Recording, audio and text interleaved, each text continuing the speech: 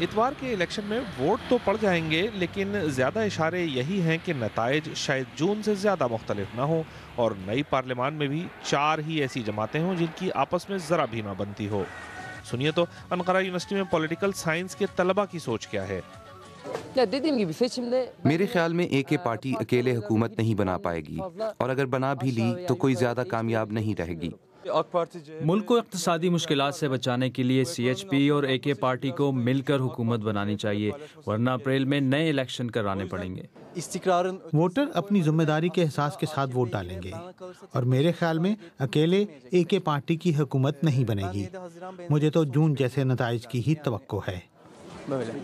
13 برس اکیلے حکومت کرنے کے بعد جون میں جسٹس اینڈ ڈیولپمنٹ یا اے کے پارٹی نے حکومت سازی کے لیے صرف ریپبلکن جماعت سی ایچ پی سے مذاکرات کیے، کیونکہ کرد نواز جماعت ایچ ڈی پی اور ترک قوم پرست ایم ایچ پی نے مخلوط حکومت بنانے سے صاف انکار کر دیا تھا۔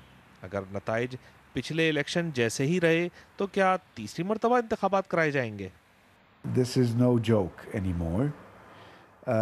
یہ کوئی مذاق نہیں ہے۔ میرے خیال میں اے کے پارٹی ایک اور الیکشن کی باتیں اس لیے کر رہی ہے تاکہ لوگوں پہ اپنے حق میں ووٹ دینے کے لیے دباؤ ڈالا جا سکے۔ بظاہر اے کے پارٹی اس بار سادہ اکثریت کے لیے زیادہ پر اعتماد ہے، لیکن اس کے رہنما مخلوط حکومت کا امکان بھی رد نہیں کر رہے۔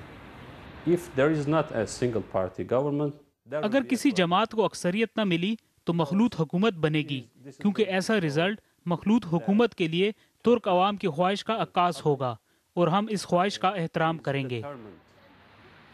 دوبارہ الیکشن سے ترکی ایک ایسے دور میں داخل ہو رہا ہے جہاں ایک عشرے سے زیادہ کے سیاسی استحکام کے بعد غیر یقینی اور تلاطم کے زیادہ آثار ہیں، اور ترکوں کو فکر بھی اسی کی ہے۔